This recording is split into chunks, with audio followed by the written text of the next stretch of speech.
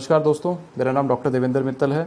आज 28 जुलाई है और 28 जुलाई का दिन विश्व हेपेटाइटिस दिवस के रूप में मनाया जाता है। तो आज मैं आपको हेपेटाइटिस के बेसिक्स के बारे में बताऊंगा, इस बीमारी के प्रकार के बारे में बताऊंगा और इस बीमारी को हम कैसे मैनेज कर सकते हैं या इसका ट्रीटमेंट कैसे होता है और इसे कैसे बचा जा सकता है, अलॉन्ग विद इसकी क्या कॉम्प्लिकेशंस हो सकती हैं हमारी बॉडी में। मैं आज उन बिंदुओं पर प्रकाश डालूंगा। तो हम शुरू करते हैं बिल्कुल बेसिक से कि हेपेटाइटिस है क्या चीज़। कई लोग हेपेटाइटिस को पीलिया से कंफ्यूज करते हैं, मतलब कि अगर किसी को पीलिया है तो मतलब उसको हेपेटाइटिस हो गया है। याद रखिए कि हेपेटाइटिस की वजह से पीलिया हो सकता है। पीलिया मतलब आपका पेशाब पीला आना, आपकी आंखों में पीलापन होना या आपका शरीर पीला होना, ये हेपेटाइटिस का एक लक्षण है पीलिया। लेकिन पीलिया कोई बीमारी नहीं है। ज़रूरी नहीं है कि पीलिया अगर आपको है तो आपको हेपेटाइटिस है। पीलिया के बहुत सारे रीजंस हो सकते हैं, लेकिन हेपेटाइटिस से आपको पीलिया हो भी सकता है और नहीं भी हो सकता। वो डिपेंड करता है कि आपको हेपेटाइटिस कितना सीवियर है।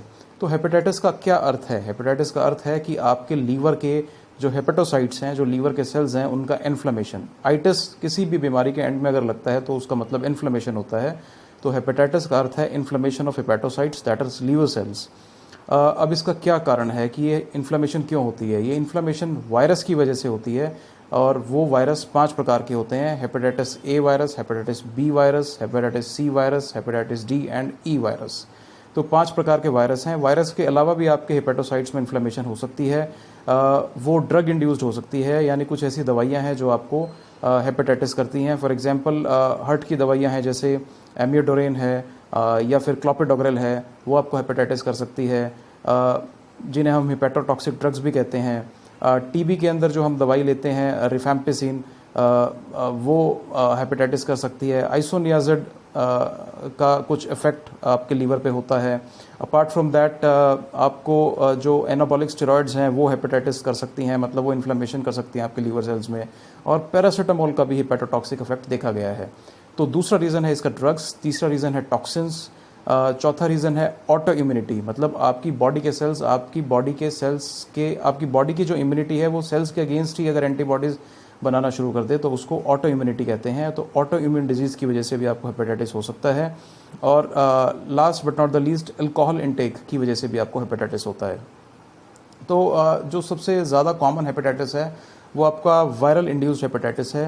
हेपेटाइटिस 2 प्रकार से होता है, एक आपका एक्यूट हेपेटाइटिस है, एक आपका क्रॉनिक हेपेटाइटिस है।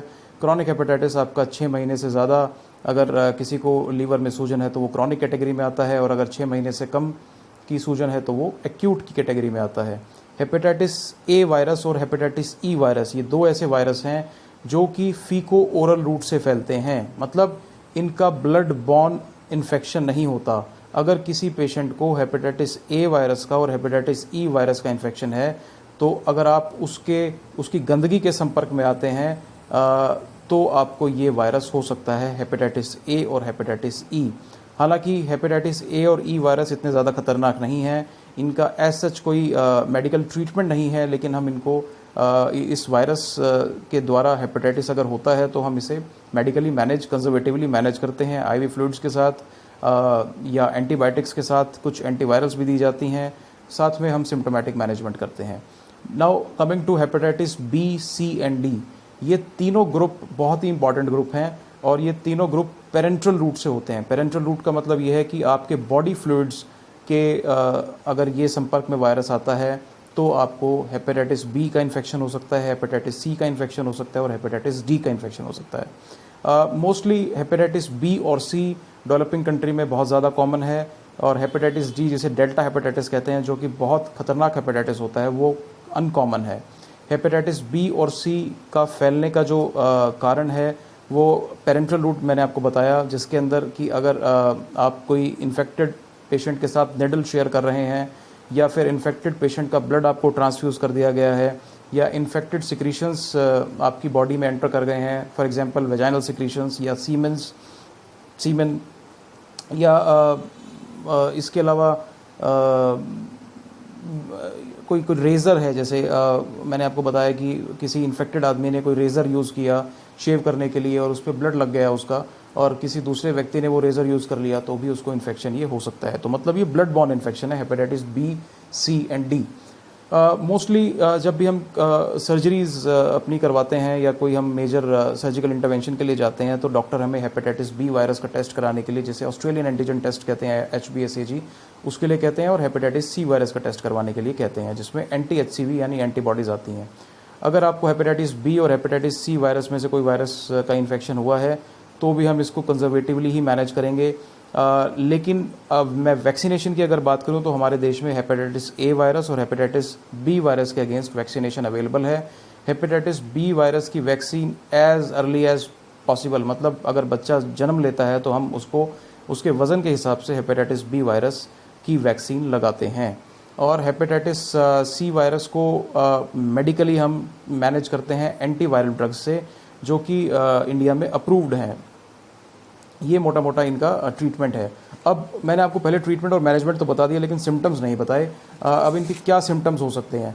देखिए, किसी भी वायरल इन्फेक्शन का सिम्टम होता है उसके वायरल प्रोड्रोम्स। वायरल प्रोड्रोम्स में क्या होता है कि सबसे पहले आपको फीवर होता है that ranges from mild to moderate fever, और आपको फटीग होता है, जनरल बॉडी एक्स होते हैं, जनरल बॉडी वीकनेस होती है, और आपका गला भी ख़राब हो सकता है, जो कि कॉमन वायरल प्रोड्रोम में आता है। इसके अलावा और क्या दर्द होगा हेपेटाइटिस में? आपको शरीर में आपको एब्डोमिनल पेन हो सकता है, क्योंकि ये लीवर को इन्वॉल्व करता है, तो राइट साइड में आपको पेन रहेगा, वो रेडिएट भी कर सकता है आपके बैक में। आपका स्टूल जो है वो पेल कलर का होगा, पीले रंग का स्टूल होगा। पेशाब आपका हाई कलर्ड होगा, डार्क कलर्ड होगा, या फिर पीला पेशाब होगा। आपकी आंखों में पीलापन आ जाएगा और आपके शरीर में, आपकी चमड़ी में पीलापन आ जाएगा। कई केसेस में अनएक्सप्लेन्ड वेट लॉस भी होता है। तो ये सब इसके मोस्ट इम्पॉर्टेंट सिम्टम्स हैं। अब इसको हम डायग्नोस कैसे करेंगे? डायग्नोसिस के लिए मैंने आपको बताया कि हेपेटाइटिस बी वायरस और हेपेटाइटिस सी वायरस के लिए मोस्ट कॉमनली जो टेस्ट एम्प्लॉय किए जाते हैं वो है HBsAg, ऑस्ट्रेलियन एंटीजन टेस्ट, या फिर एंटी-HCV एंटीबॉडीज़ का टेस्ट है। हेपेटाइटिस ए और हेपेटाइटिस ई के लिए भी हम एंटीबॉडीज़ टेस्ट करते हैं, क्योंकि अगर ये इन्फेक्शन आपको हुआ है तो नेचुरली आपकी बॉडी में एंटीबॉडीज़ बनेंगी और वो कन्फर्मेटरी टेस्ट होगा। इसके अलावा LFTs कराए जाते हैं, लीवर फंक्शन टेस्ट, जिसमें आपके LFT में जो सीरम बिलीरुबिन लेवल्स हैं वो आपके डिरेंज्ड होते हैं, वो बढ़े हुए होते हैं। और याद रखिए, जब आपका सीरम बिलीरुबिन लेवल 5 से ज़्यादा होगा तो वो आप पीलापन जो है, येलोइश डिस्कलरेशन है आँखों का, वो 5 के बाद आना शुरू हो जाएगा बिलीरुबिन में। तो ये इसके टेस्ट हैं। मैनेजमेंट इसका एज सच मैंने आपको बताया कि इसको सिम्टोमेटिकली मैनेज करते हैं, लेकिन अगर हम हेपेटाइटिस सी की बात करें तो इसमें ड्रग भी यूज़ करते हैं, जो कि एंटीवायरल ड्रग्स होती हैं। Now coming to the autoimmune hepatitis. Autoimmune hepatitis is very uncommon, but कई केसेस में ये बहुत ज़्यादा सीवियर हो जाता है, और इसे हम नॉन एल्कोहलिक स्टेटोटिक हेपेटाइटिस भी कहते हैं, नैश के नाम से हम इसको जानते हैं। और ये विमेन में बहुत ज़्यादा कॉमन है एज़ कम्पेयर टू मेन, और इसका मोर्टेलिटी रेट बहुत ज़्यादा है। हेपेटाइटिस के क्या कॉम्प्लिकेशंस हो सकते हैं? देखिए, हेपेटाइटिस का सबसे इंपॉर्टेंट कॉम्प्लिकेशन है कि वो आपके लीवर के अंदर इन्फ्लेमेशन के बाद फाइब्रोसिस कर सकता है। फाइब्रोसिस के बाद आपको सिरोसिस हो सकता है। सिरोसिस के बाद आपका लीवर फेलियर हो सकता है। लीवर फेलियर के अलावा आपको हिपेटोसेलुलर कार्सिनोमा हो सकता है, या फिर आपको जो एडजॉइनिंग एरिया है, जो बाइल डक्ट है आपकी, वो अफेक्ट हो सकती है। पोर्टल वेन्स होती हैं, जो वेन्स आपके लीवर में एंटर करती हैं, उनका हाइपरटेंशन हो सकता है, पोर्टल वेन हाइपरटेंशन कहते हैं। या फिर आपको पेट में पानी इकट्ठा हो सकता है, जिसे हम एसाइटिस कहते हैं। एसाइटिस इज़ वेरी कॉमन, जो कि हेपेटाइटिस में होता है। बच्चों के अंदर ये ज़्यादा कॉमन होता है एज़ कम्पेयर टू एडल्ट्स, लेकिन वो लोग जो अल्कोहल लेते हैं उनके अंदर भी एसाइटिस हो जाता है इवेंचुअली, अगर वो हिपैटिक फाइब्रोसिस और हिपैटिक सिरोसिस की स्टेज को क्रॉस कर जाते हैं।